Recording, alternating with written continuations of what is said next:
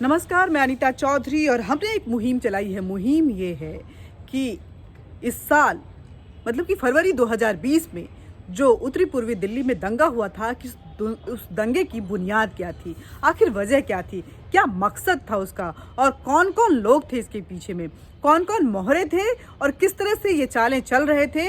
और जब मैं जैसे जैसे इसके भीतर घुसते जा रही हूँ, मेरे रोंगटे खड़े होते जा रहे हैं कि आखिर मेरे देश को बदनाम करने के लिए, मेरे देश को बर्बाद करने के लिए, इसको गजवाए हिंद बनाने के लिए किस किस तरह की चालें चली जा रही थी। तो हमने बताया कि 23 जनवरी 2020 को जब सर्जिल इमाम बिहार के गया में गया था तो किस तरह के भड़काऊ बातें बोल रहा था।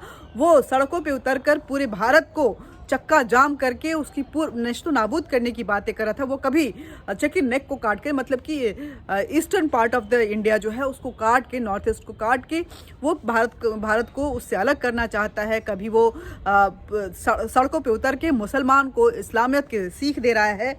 और देखिए, जब उसको अरेस्ट किया गया, उसको पुलिस कस्टडी में जब रखा गया, तो यहाँ पे पुलिस बोल रही है कि जब रखा गया तो किस तरह से जब उसके साथ पूछताछ की गई तो आखिर क्या क्या तथ्य सामने आते हैं। सिर्फ उसके ही नहीं, और भी कई लोगों की मैं बात कर रही हूँ।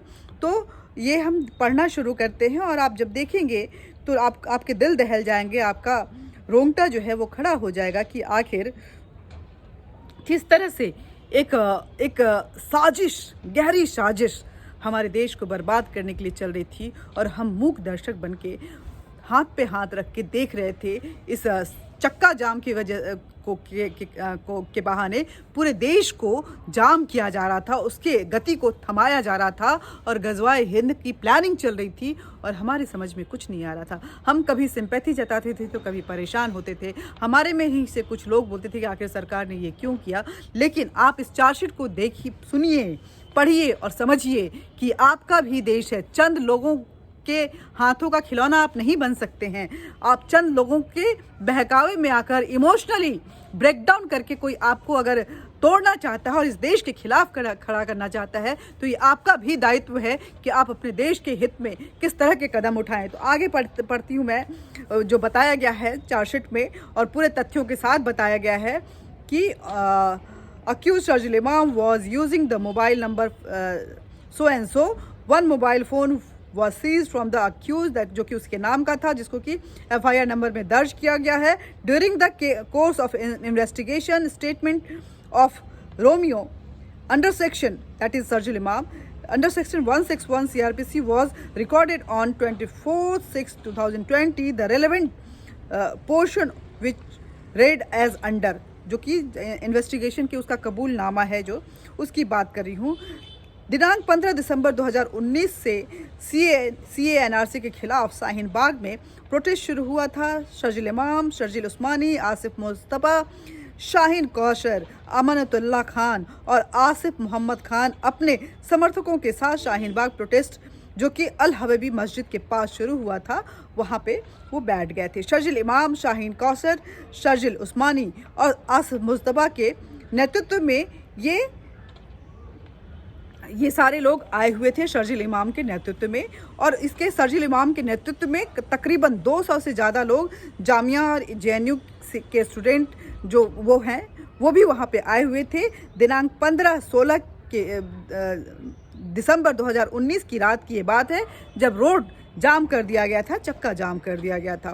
प्रोटेस्ट साइट पर भीड़ को बढ़ाने के लिए शर्जिल इमाम और आसिफ मुस्तफ़ा ने अपने साथियों के साथ छोटी छोटी कई टीमें बनाई, जिसमें जामिया और JNU के छात्र भी शामिल थे, जो गली गली में जाकर CAA और भारत सरकार के खिलाफ पोस्टर बांटते हुए सभी दुकानों और शोरूम को बंद कराने की धमकी दे रहे थे, उनको बंद करने को बोल रहे थे।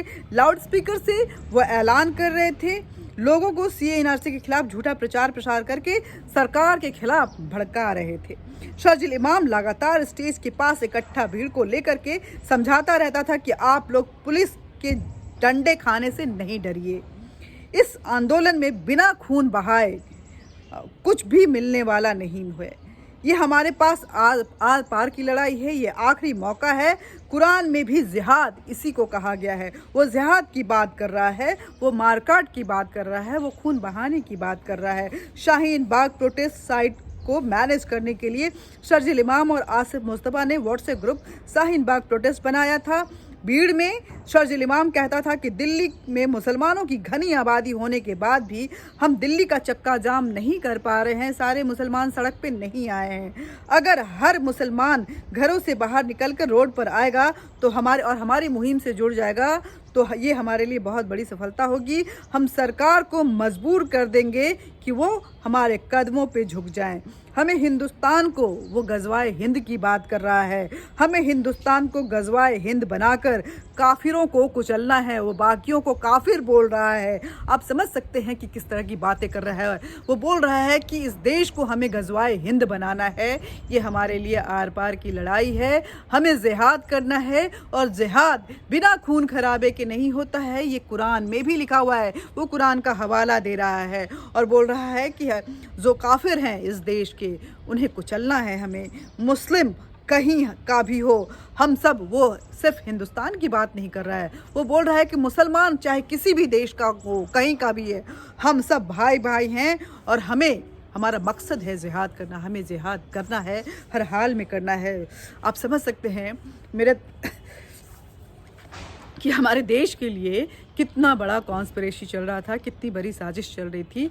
ये पढ़ने में भी मुझे मुश्किल हो रही है। आप समझ सकते हैं कि किस तरह से इस देश को बर्बाद करने के लिए ये लोग गज़वाए हिंद को का हवाला दे रहे थे, कुरान का हवाला दे रहे थे। और हवाला ही नहीं दे रहे थे, वो सड़कों पे भी उतरे हुए थे। और मैं ये दावे के साथ कहती हूँ कि इस गज़वाए हिंद मुहिम में सिर्फ शर्जील इमाम जैसे, अगर उसको हम नालायक बोले, उसको हम एक मानसिक तौर पे बीमार बोले तो वो नहीं था, बल्कि आप देखेंगे कि बॉलीवुड के, चाहे वो जावेद अख्तर हों, चाहे फरहान अख्तर हों, चाहे नसरुद्दीन शाह हों, चाहे पता नहीं कौन कौन हो, उसके अलावा सलमान खुर्शीद, उसके अलावा न जाने और कितने बड़े बड़े, मुनव्वर राना, जिनको कि इस देश ने सलाम किया है, इस देश ने इज्जत नवाजा है, उनको अपने माथे पे बिठा के रखा है। गंगा जमनी की तहजीब की दुहाई दे दे के, उनकी शायरियाँ सुन सुन के उनके घर के चूल्हे जलवाए हैं, उनके पिक्चरों को देख के, उनके किताबों को पढ़ के और उनके भरण पोषण करके। लेकिन आज ये गज़वाए हिंद की बात कर रहे हैं। मतलब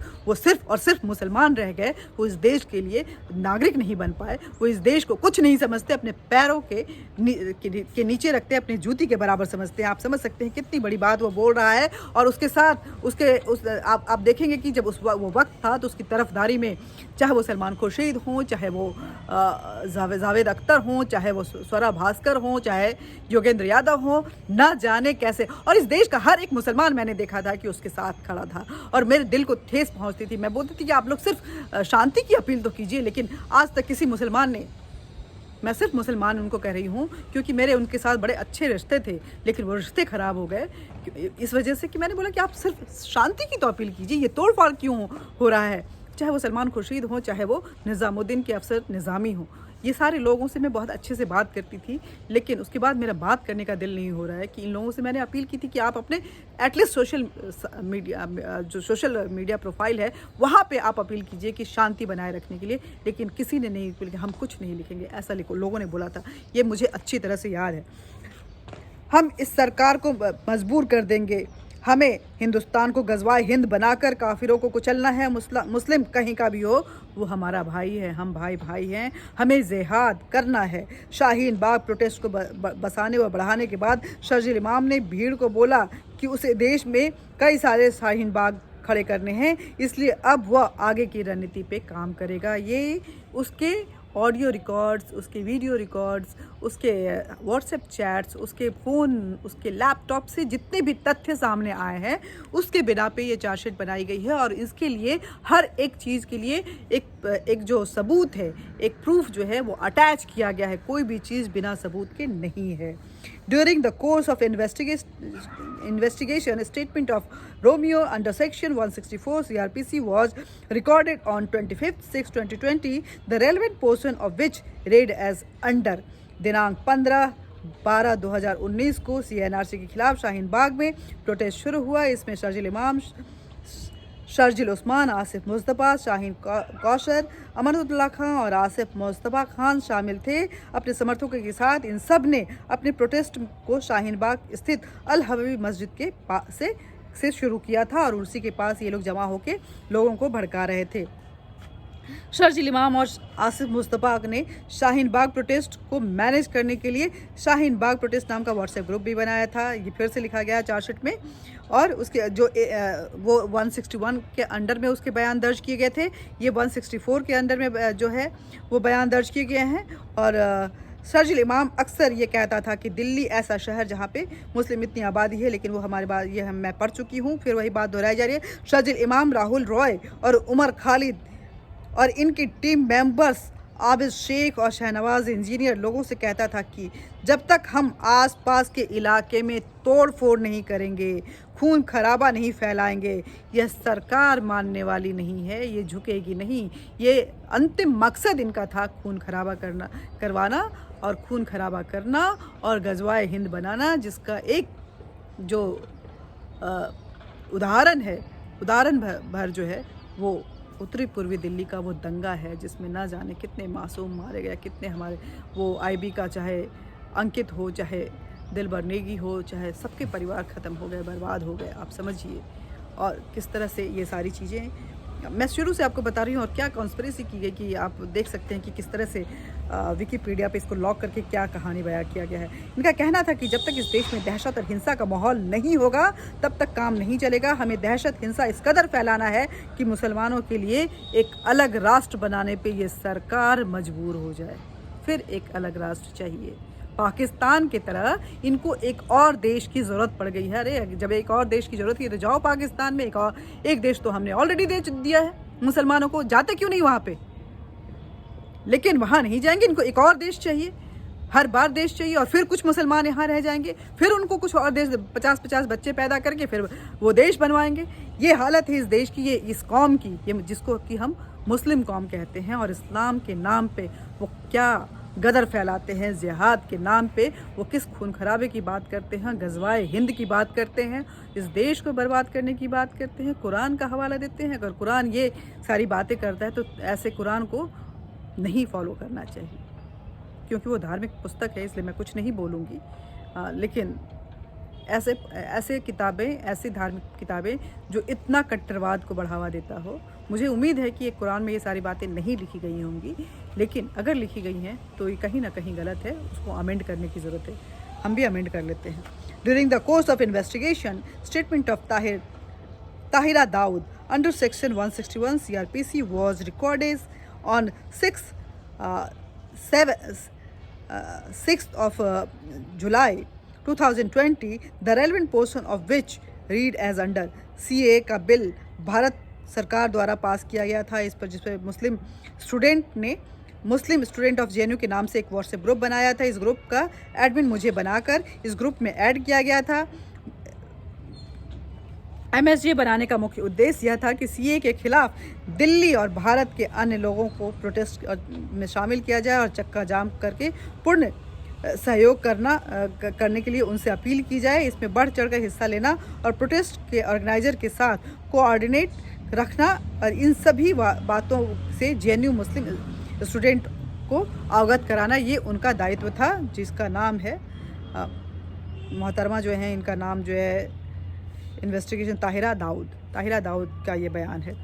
इस संदर्भ में 8/12/2019 को मैं शर्जील इमाम, उमर खालिद, नादिम खान, इफ्तात, आमिर जोया व अन्य ने स्वराज पार्टी के लीडर योगेंद्र यादव, मैं तब से बोल रही थी कि योगेंद्र यादव आखिर अब तक आए कहीं नहीं है, क्योंकि वो मास्टरमाइंड है, बहुत ही गंदा इंसान है ये।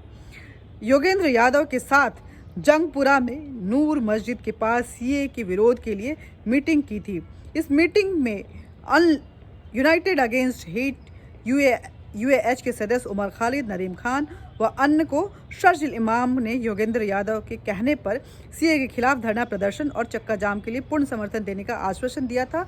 और यह तय हुआ था कि पहले दिल्ली और इसके बाद पूरे देश में के अन्य हिस्सों में CA के खिलाफ विशाल प्रोटेस्ट व चक्का जाम किया जाएगा, ताकि दबाव में आकर सरकार झुक जाए और फिर उसके बाद इस मुहिम को तेज़ किया जाए, गजवाए हिंद को बढ़ावा दिया जाए, जिहाद किया जाए, दंगा किया जाए, खून खराबा किया जाए और दहशत फैलाई जाए और फिर एक अलग देश की मांग की जाए।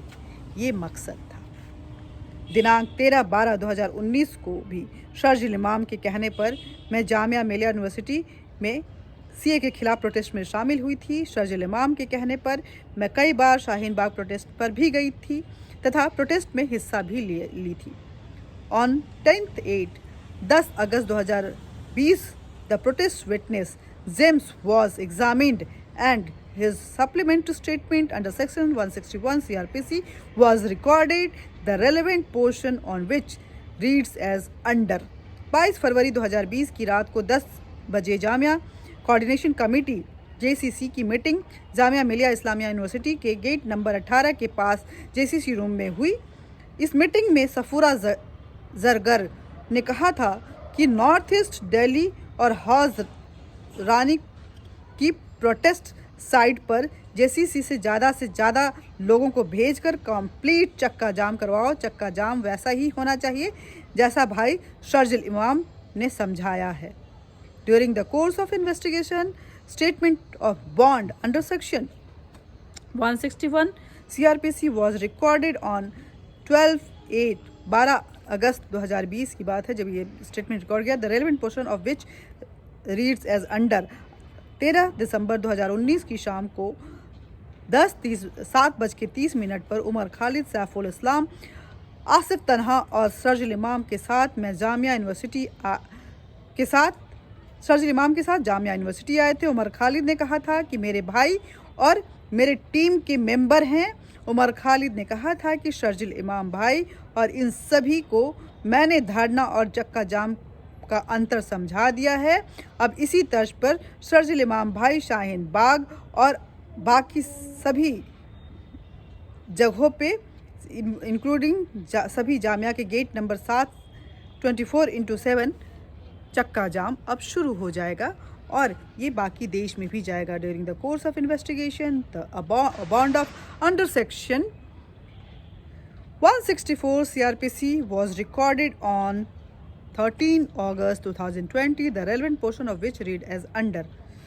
और फिर उसके बाद ये हुआ है कि उमर खालिद, शर्जिल इमाम, सैफुल इमाम एंड आसिफ तन्हा जो है कि वो जामिया यूनिवर्सिटी आए। वो वहाँ पे प्रेजेंट थी। Umar Khalid said in front of the protesters that Sharjeel Imam, Saiful and Asif जो हैं वो हमारे भाई हैं। वो बाकी सारी बातें बोले, चक्का जाम हमें करना है, ये सारी बातें जो कही गई हैं। और उसके बाद न्यू ईयर न्यू रोल। अब क्योंकि 2019 की बात हो गई है, अब नया साल आने वाला है, 2020 आने वाला है और इसके लिए एक बड़ी मीटिंग बुलाई जाती है न्यू ईयर ये बताने के लिए नए साल में नए किरदार के साथ, नई जिम्मेदारियों के साथ आप लोगों को आगे बढ़ना है। The detonator had done his job well, ऐसा कहा गया है। और इस मीटिंग में कौन कौन शामिल होता है आप देखिए। हर्ष मंदेर के अगर नाम से अगर परिचित नहीं है तो अगले एपिसोड में मैं उन्हीं की बात करूंगी, उनसे आपको परिचित करूँगी। बहुत ही अजीब से इंसान हैं, बहुत ही खतरनाक हैं, एक्सट्रीम लेफ्टिस्ट और भारत को बर्बाद करने के लिए जो कुछ भी कर सकते हैं ये करते हैं। आसिफ मुस्तफ़ा और शर्जिल इमाम ये लोग इस मीटिंग में शामिल हुए थे। ये फ़ोटो है, आप देख सकते हैं कि इस फ़ोटो में किस तरह से मीटिंग चल रही है। और ये कहा इस मीटिंग में ये तय किया गया कि नए साल में नए जिम्मेदारियों के साथ नए किरदार को साथ लेते हुए किस तरह से हमें आगे बढ़ना है और गज़वाए हिंद का जो रोड मैप हमने तैयार किया है उसको क्या अंजाम देना है।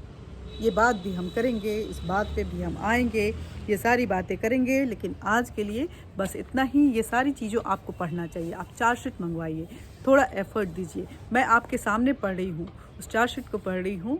हालांकि मैं इसको पढ़े बिना भी बोल सकती थी, लेकिन अगर मैं पढ़े बिना बोलती तो ये मेरा, आप सोचते कि ये मेरा वक्तव्य है, मैं बोल रही हूँ, लेकिन ये मेरी बात नहीं होनी चाहिए, मेरा भाषा, मेरा कोई स्पीच नहीं होना चाहिए। ये जो तथ्य हैं वो जो चार्जशीट में सबूतों के साथ संलग्न किए गए हैं वो मैं आपके पास रख रही हूँ, आपके सामने रख रही हूँ। और ये मत सोचिएगा कि ये जो किसान आंदोलन है ये किसानों का आंदोलन है, वहाँ कोई किसान नहीं बैठा हुआ है। आप जाइए उत्तर प्रदेश के गांव-गांव में जाइए, आप जाइए बिहार के गांव जाइए, मध्य प्रदेश के गांव में जाइए और उसके बाद वहाँ के किसानों से बात कीजिए। वो बहुत खुश हैं इस बिल से, बहुत अच्छा लग रहा है उनको। और राकेश टिकैत लगातार गालियाँ सुन रहे हैं। राकेश टिकैत ने अपने पिताजी, जो कि इतने बड़े किसान नेता थे, महेंद्र सिंह टिकैत, उनका नाम डुबो दिया कुछ गलत लोगों की संगत में आकर और कुछ ज़्यादा लालची होकर जो ऑप्टिमिस्ट नहीं कहेंगे, वो अपॉर्चुनिस्ट, महत्वाकांक्षाएं उनकी इतनी बढ़ गई हैं कि उन्हें पैसा भी चाहिए, उन्हें पद भी चाहिए और पता नहीं क्या क्या सरकार से कुछ निगोशिएट करना चाह रहे हैं, जो अंदर की खबर आ रही है। लेकिन सरकार ये बिल जो है किसानों के सहयोग और समर्थन में लाई है, उनके भले के लिए लाई है, इसलिए यहाँ पे कोई निगोशिएशन का सवाल ही नहीं पैदा होता है। आपको कन्फ्यूजन कुछ है तो उसको दूर करने के लिए सरकार खड़ी है। तो ये जो प्रोटेस्ट देख रहे हैं, इस गजवाए हिंद का एक भाग है, इससे बच के रहना है, क्योंकि एक आदत सी पड़ गई है कि चक्का जाम, सड़क जाम और देश को बर्बाद करके ही कोई मांग पूरी हो सकती है। जो मांग जायज़ है उसको सरकार ज़रूर पूरा करेगी और ये उसके समर्थन में हम हैं, लेकिन नाजायज़ मांग हमेशा देश के लिए घातक होता है और उसको कभी भी पूरा नहीं किया जाना चाहिए। किसी भी सरकार को इसके लिए नहीं झुकना चाहिए। आज के लिए बस इतना ही, बातचीत करते रहेंगे, लेकिन इस देश को बचाना हमारी जिम्मेदारी है। आप भी इसके साथ जुड़े रहिए, इस मुहिम में हमारा साथ दीजिए और इस मंशा को जो मैं पढ़ रही हूँ उसको समझने की कोशिश कीजिए और अपने चारों तरफ जो गतिविधियाँ चल रही हैं उसको कोरिलेट कीजिए, समझिए ये देश आपका है, इसको बचाने की ज़रूरत है। बहुत लोग इसको बर्बाद करना चाहते हैं। नमस्कार।